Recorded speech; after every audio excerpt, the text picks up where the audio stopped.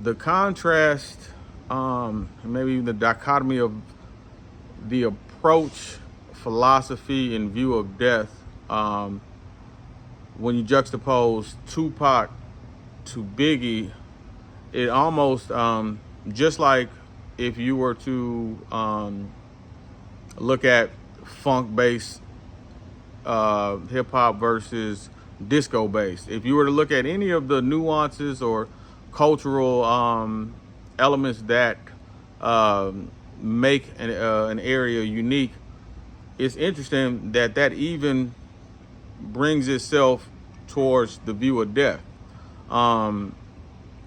And I want to research further, actually, and to see how other East Coast MCs during the time of Biggie spoke about death, and see if I can find some more West Coast and see parallel that to them as well. But there's a stark contrast in how they approach it. For Tupac, death is a release. Death is him finally being free from this wicked world. And very rarely will you hear Pac speak of death as something suffering. He may say something to the extent of how long will they mourn me, and he may at times have spoken of the actual act of him losing his life in a place of pain, but that's it. Pac never really speaks of death from a place of eternal damnation, from a place of him having it coming, from a place of karmic law coming back to enact itself. No, for Tupac, death is freedom. And even looking at like the "I Ain't Mad at You" video and the visual imagination of what a death would be like. For him, death is a place where he is in glowing white with other greats, and he's it's almost like he's come home and returned to maybe like his ancestral, spiritual, artistic family. It's a it's a liberation, right?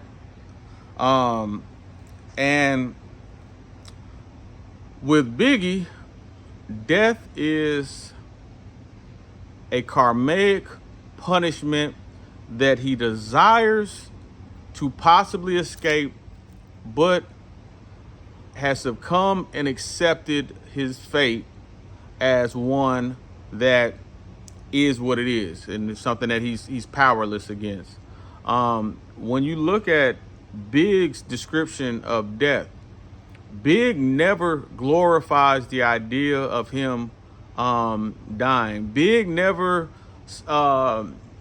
speaks in a grandiose way about, when I'm gone, I'm gonna be, living this, doing this thing in the afterlife, or experience this, or be released from that.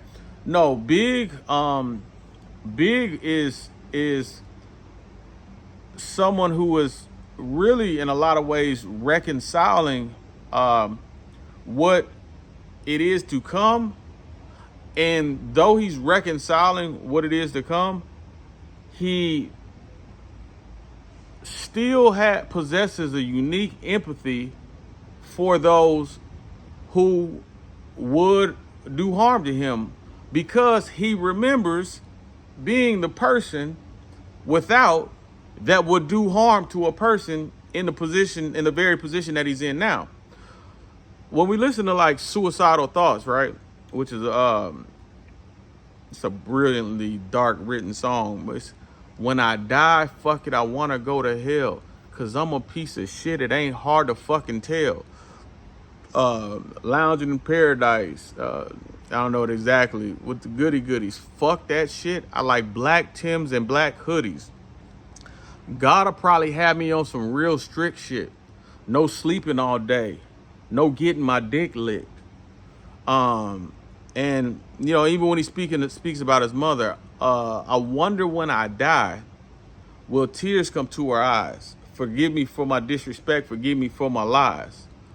All my life I've been considered the worst. Lying to my mom, even stealing out her purse. This is a person who views death and hell artistically as an appropriate place for him, because he has been such a rebel, such a malevolent person, that he doesn't imagine his afterlife. He literally imagines God as having rules that would constrain his true identity in this in suicidal thoughts. Even though Big made Ready to Die, I don't think that Big, I don't see any evidence, whether it be interviews, whether it be lyrics, that align with a person who is ready to die, in the sense of juxtaposed to Tupac. Tupac is a person who, one, he had a near-death experience with the Quad City Studios, and additionally, I think that even though both grew up, in lower socioeconomic conditions, my hypothesis is that Pac's life was harder. It was a harder struggle than Big's. The Black Panther element, basically developing inside his mother in jail, mother on crack, no sustained identity with moving and things of that nature. I think Pac suffered more than Big, so I think Pac probably naturally might have been more inclined to romanticize that, and I think Pac was more well read than Big, and being that Pac was a literature head and knew about the Machiavellis, knew about the greats, knew about the romanticism of that, which if you start studying like some of the works of how, some of the more popularized writings of the past came, how Socrates viewed that, how some of the someone who read at the veracity of him probably would have encountered it begins to start making sense, maybe as to why there's maybe a somewhat of a juxtaposition amongst it.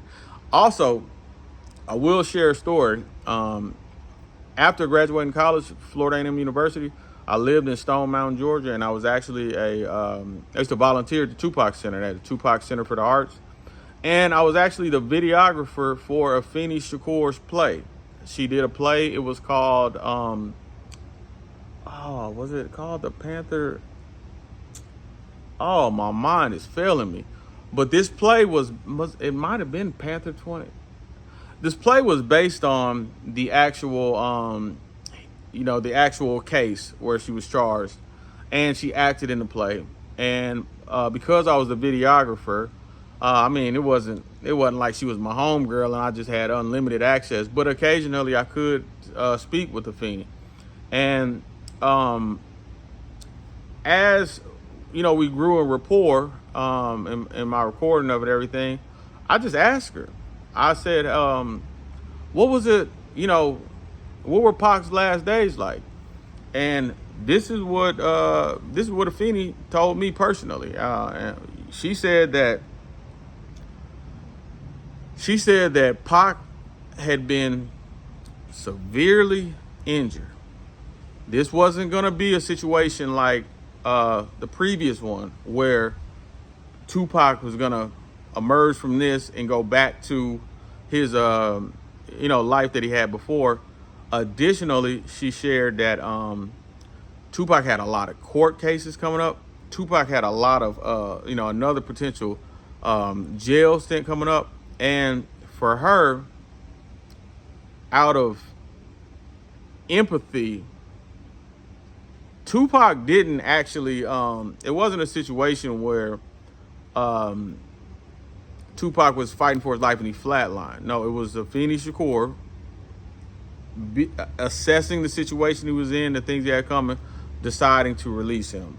And that was told to me like right hand of God. That was told to me directly by Phoenix Shakur when I lived in Atlanta.